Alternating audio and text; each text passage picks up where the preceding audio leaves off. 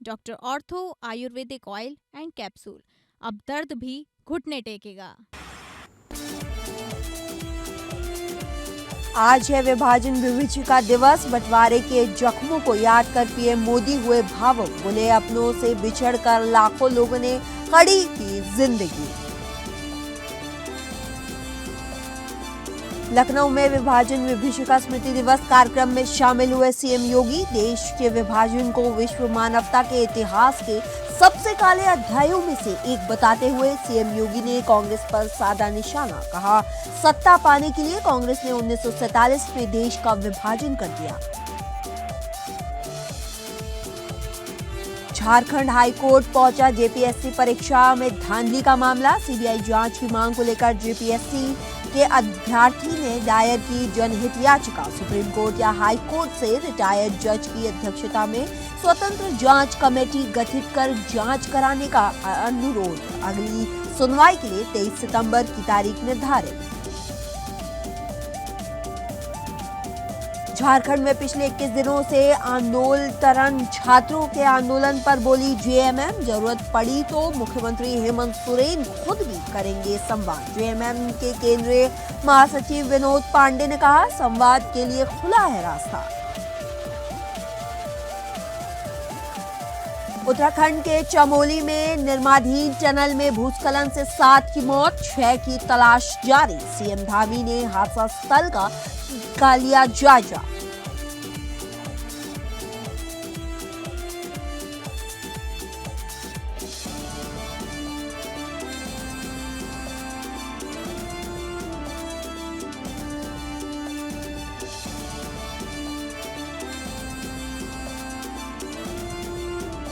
नमस्कार, स्वागत है आप सभी का। मैं हूं आपके साथ समृद्धि यादव। चलिए रुक करते हैं आज की कुछ अहम खबरों की ओर। पहली खबर, प्रधानमंत्री नरेंद्र मोदी ने विभाजन विभीषिका स्मृति दिवस पर भारत के विभाजन से प्रभावित लोगों को श्रद्धांजलि दी और उनके साहस और हिम्मत को याद किया। आपको बता दें, पीएम मोदी ने एक्स पर लिखा, आज हम विभाजन विभीषिका स्मृति दिवस मना रहे हैं। हम उन सभी लोगों को साहस को याद करते हुए जो विभाजन से प्रभावित हुए थे।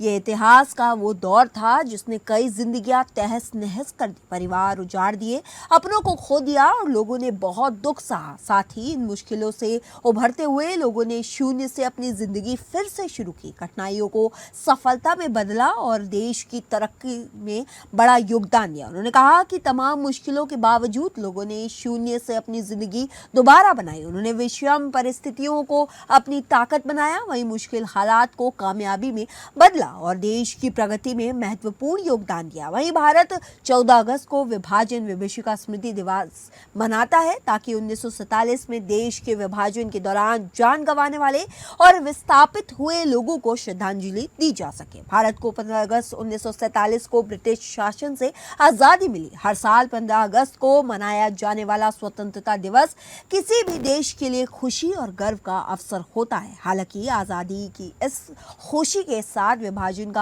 गहरा दर्द भी जुड़ा था। नए आजाद भारतीय राष्ट्र के जन्म के साथ विभाजन की हिंसा और त्रासदी सामने आई, जिसने लाखों लोगों के मन पर गहरे और कभी ना मिटने वाले घाव छोड़ दिए।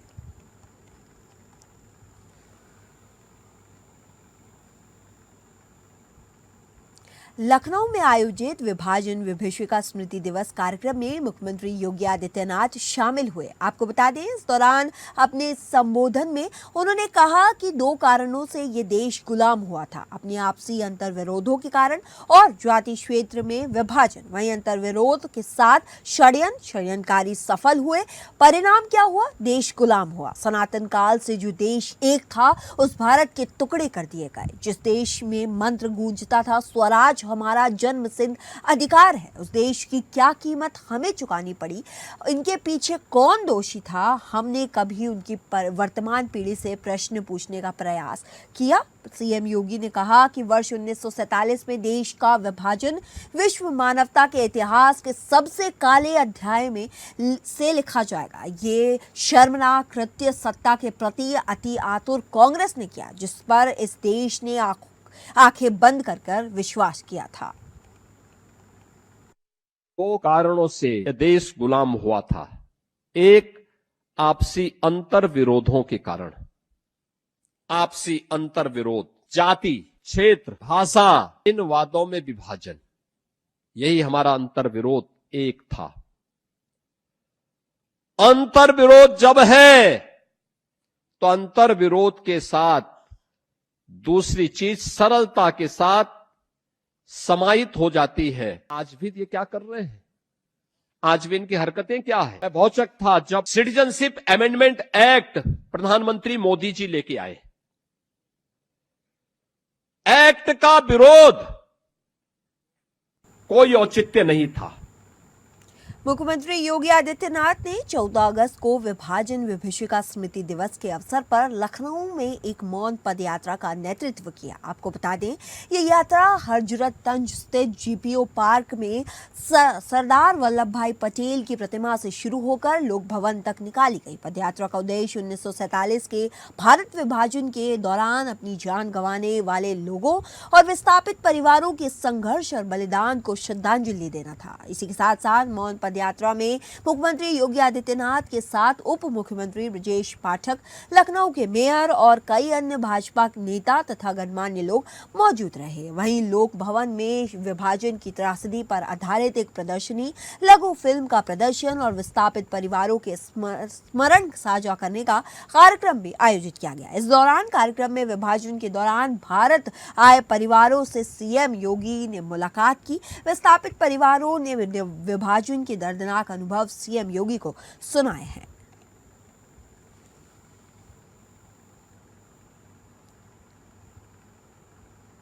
हल्द्वानी में कांग्रेस की रैली के बाद कथित शुद्धिकरण यज्ञ को लेकर सियासत तेज हो गई है। आपको बता दें, भाजपा ने साफ किया कि इस आयोजन में से पार्टी का कोई संबंध नहीं है। केंद्रीय राज्य मंत्री अजय टम्टा ने कांग्रेस पर इस मामले को राजनीतिक रंग देने का आरोप लगाया। राज्यसभा में कांग्रेस अध्यक्ष मल्लिकार्जुन खड़गे द्वारा हल्द्वानी के कथित शुद्धिकरण मामले का मुद्दा उठाए जाने और नेता प्रतिपक्ष यशपाल आर्य के बयान पर प्रतिक्रिया देते हुए टम्टा ने कहा कि भाजपा किसी भी ऐसी गतिविधि का समर्थन नहीं करती जो समाज में भेदभाव या विभाजन को बढ़ावा देता है। उन्होंने कहा कि भाजपा की विचारधारा सामाजिक समरसता और संविधान के प्रति निष्ठा पर आधारित है। पार्टी जाति, पंथ और वर्ग के आधार पर समाज को बांटने के बजाय सभी को साथ लेकर चलने और देश की एकता अखंडता मजबूत करने पर विश्वास रखती है। वहीं टम्टा ने कहा कि भाजपा पहले ही स्पष्ट कर चुकी है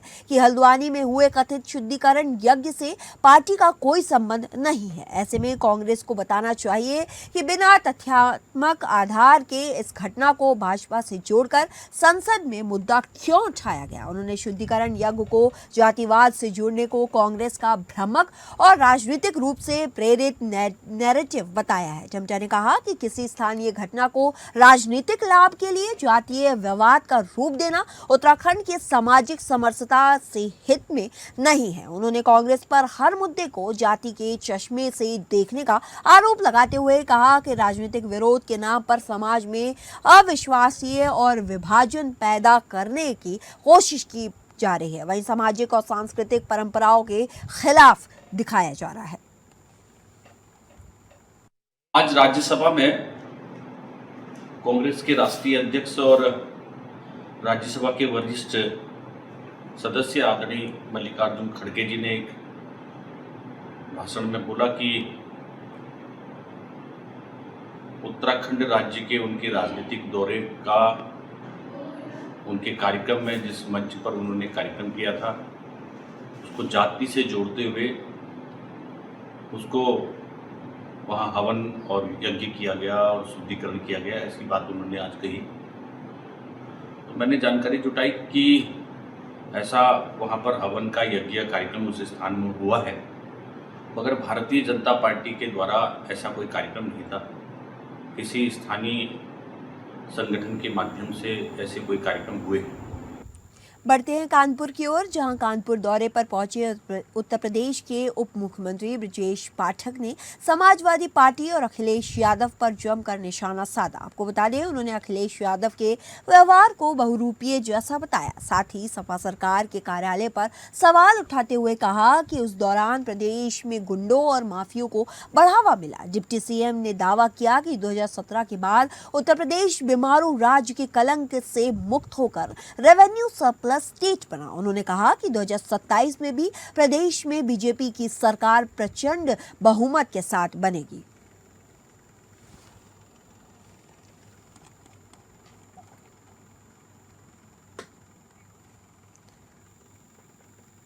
राज्यसभा सांसद एवं उत्तर प्रदेश के पूर्व उप मुख्यमंत्री डॉक्टर दिनेश शर्मा ने अंबेडकर नगर में भाजपा अल्पसंख्यक मोर्चा द्वारा आयोजित मुस्लिम महिलाओं की तिरंगा यात्रा को रवाना किया है। आपको बता दें, इस दौरान उन्होंने मुस्लिम समुदाय से भाजपा को भी समर्थन देने की अपील की है और कहा कि अब तक वो भाजपा को हारने के लिए मतदान करते रहे, लेकिन एक बार भाजपा को जिताने के लिए भी वोट करके देखेंगे। साथ ही डॉक्टर शर्मा ने ये भी कहा कि भाजपा सरकार के सत्ता में आने के बाद किसी की भी समाज के साथ भेदभाव नहीं किया गया। उन्हें उनके अनुसार केंद्र की मोदी सरकार की योजनाओं से मुस्लिम समाज के लोगों के जीवन में भी बदलाव आया है। तिरंगा यात्रा में भी बड़ी संख्या में मुस्लिम महिलाएं, युवतियां और युवा शामिल हुए। वहीं भारत माता की जय और वंदे मातरम के नारों के साथ यात्रा का वातावरण देशभक्ति से ओतप्रोत नजर आया। इसी के साथ साथ भाजपा सरकार द्वारा मुस्लिम महिलाओं के लिए किए गए कार्यों का उल्लेख करते हुए डॉक्टर शर्मा ने 3 तलाक कानून का जिक्र किया। उन्होंने ये कहा कि इस कानून ने मुस्लिम महिलाओं को 3 तलाक की क्रूरता से निजात दिलाने और गरिमापूर्ण जीवन जीने की दिशा में काम किया है। उन्होंने दावा दिया कि सरकार का ये कदम वोट की राजनीति के लिए नहीं था। डॉक्टर हम कौन हैं? हम अपने देश के जिन लोगों ने अंग्रेजों की हुकूमत को हराकर यहां से भेजा, उनकी संतानें। ये देश एक था, एक है और एक रहेगा। और आपको मैं कहना चाहता हूं कि प्रधानमंत्री जी ने जो संदेश दिया है ना, वो है सबका साथ, सबका विकास, सबके लिए प्रयास। मोदी जी की जितनी योजनाएं आई, हर योजना के पीछे राशन आएगा तो सबको बराबर से मिलेगा, हिंदू मुसलमान को इसको नहीं मिलेगा।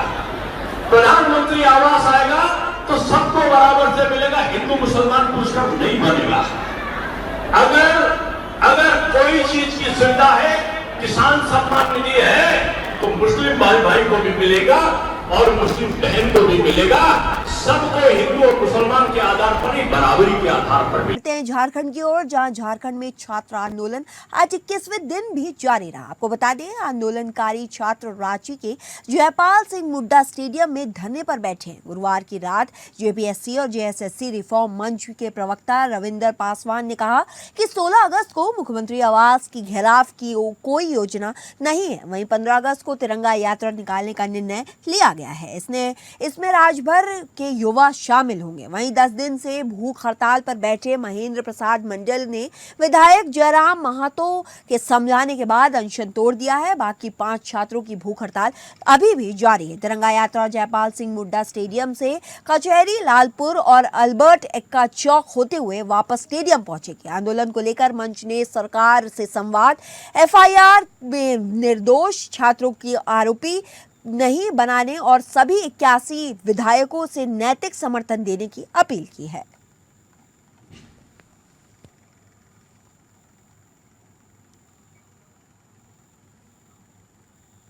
जेपीएससी और जेएसएससी एवं सीजीएल परीक्षा में धांधली मामले को लेकर रांची में छात्रों द्वारा आंदोलन अभी भी जारी है। आपको बता दें तो वहीं इसी बीच पिछले 21 दिनों में अनिश्चितकालीन आंदोलन पर बैठे छात्रों द्वारा सीबीआई जांच की मांग अब झारखंड हाईकोर्ट के दरवाजे तक पहुंच चुकी है। जानकारी के अनुसार वसंत कुमार नाम के जेपीएससी अभ्यर्थी ने उच्च न्यायालय में सीबीआई जांच की मांग से जुड़ी जनहित याचिका दायर की है। वहीं इस याचिका से संबंधित रिपोर्ट के अनुसार जेपीएससी और जेएसएससी के अधिकारियों समेत परीक्षा एजेंसी की भूमिका और गड़बड़ियों की जांच केंद्रीय जांच एजेंसी या फिर किसी अन्य स्वतंत्र एजेंसी से जांच कराने का अनुरोध किया गया है। इसी मामले में प्रार्थी का ये भी कहना है कि परीक्षा में प्रश्न पत्र लीक होने के साथ साथ उम्मीदवारों से पैसे लेकर नियुक्त की गई थी। प्रार्थी ये भी कहना है कि सरकार द्वारा गड़बड़ी को स्वीकार तो कर ली गई है और इस मामले की जांच सीबीआई से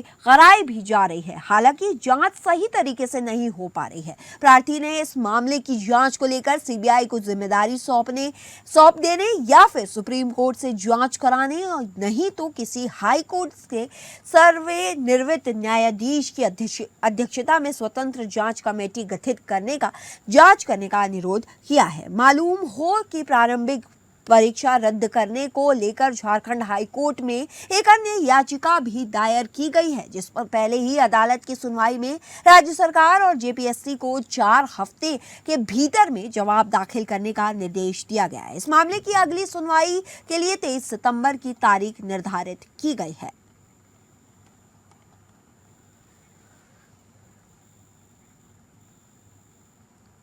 झारखंड में पिछले 21 दिनों से आंदोलन कर रहे छात्रों की मांगों को लेकर अब राज्य की सत्ताधारी पार्टी झारखंड मुक्ति मोर्चा की ओर से बड़ा बयान सामने आया है। आपको बता दें, उस बयान में पार्टी द्वारा कहा गया कि छात्रों के लिए संवाद का रास्ता हर समय खुला हुआ है और जरूरत पड़ी तो मुख्यमंत्री हेमंत सोरेन खुद भी छात्रों से संवाद करेंगे। दरअसल रांची से गुरुवार की देर रात झुमझुमायू के केंद्रीय कार्यालय में पार्टी महासचिव विनोद पांडे ने पत्रकारों के सवालों का जवाब देते हुए छात्रों की मांग पर अपनी बात रखी। इस दौरान उन्होंने विपक्ष को घेरते हुए छात्रों के आंदोलन को संबोधित कर राज्य सरकार द्वारा की जा रही कार्रवाई और छात्र के हित में उठाए जा रहे पहलों से अवगत कराया है।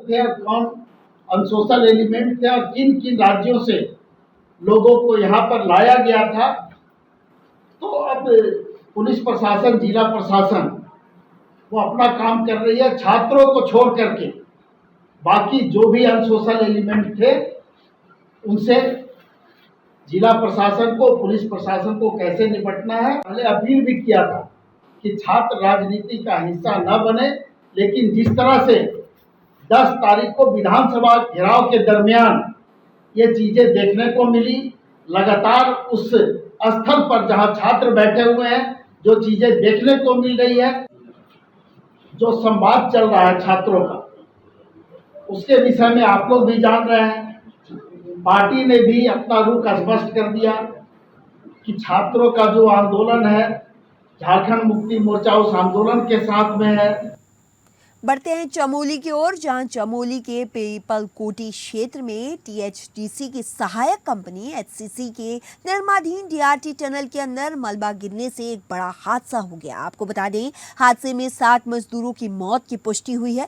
वहीं पीपलकोटी इलाके में एचसीसी की साइट पर निर्माणाधीन डीआरटी टनल धंसने से 7 मजदूरों की मौत हो गई है। हालांकि 18 मजदूरों का रेस्क्यू कर लिया गया है और बाकी लोगों की तलाश जारी है। दरअसल गुरुवार शाम करीब 7 बजे हाइड्रो प्रोजेक्ट की टनल के अंदर एक कैविटी से अचानक भारी मात्रा में मलबा और पानी बाहर आ गया और अंदर काम कर रहे मजदूर फंस गए। हादसे की जानकारी मिलते ही मौके पर एसडीआरएफ, एनडीआरएफ, जिला प्रशासन और आपदा प्रबंधन की टीमें पहुंची और रेस्क्यू ऑपरेशन शुरू कर दिया गया। वहीं घटना की जानकारी मिलते ही मुख्यमंत्री पुष्कर सिंह धामी ने युद्ध स्तर पर रेस्क्यू चलाने के निर्देश दिए। साथ ही प्रभावी लोगों को हर संबंध मदद देने के लिए भी कहा गया है। सीएम धामी ने छत्तीसगढ़ और झारखंड के सीएम से भी बात की, क्योंकि टनल के निर्माण और छत्तीसगढ़ और झारखंड के मजदूर भी लगे हुए थे।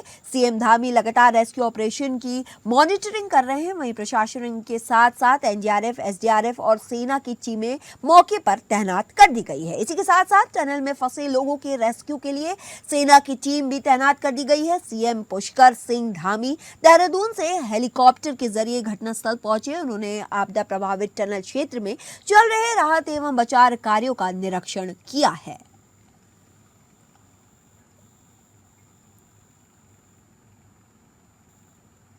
स्वतंत्रता दिवस के अवसर पर कानपुर पुलिस कमिश्नरेट की ओर से महिला पुलिसकर्मियों ने देशभक्ति और नारी सशक्तिकरण का संदेश देते हुए भव्य बाइक और स्कूटी रैली निकाली है। आपको बताते हैं, रिजर्व पुलिस लाइन से आयोजित रैली को पुलिस आयुक्त रघुवीर लाल ने हरी झंडी दिखाकर रवाना किया। रैली में 100 से अधिक महिला पुलिसकर्मी ने बाइक और स्कूटी पर सवार होकर हिस्सा लिया। वहीं महिला थाना प्रभारी निरीक्षक कमर सुल्ताना के नेतृत्व में निकाली रैली में महिला पुलिसकर्मी हाथों में तिरंगा लेकर शहर के विभिन्न मार्गों से गुजरी। वहीं रैली के दौरान शहर वासियों में भी खास उत्साह देखने को मिला। महिला पुलिसकर्मियों ने अनुशासन के साथ रैली निकालकर स्वतंत्रता दिवस से पहले लोगों को देशभक्ति, राष्ट्रीय एकता और गौरव का संदेश दिया। वहीं रैली के जरिए पुलिस विभाग ने महिला सशक्तिकरण और समाज में महिलाओं की बढ़ती भागीदारी का भी संदेश दिया है।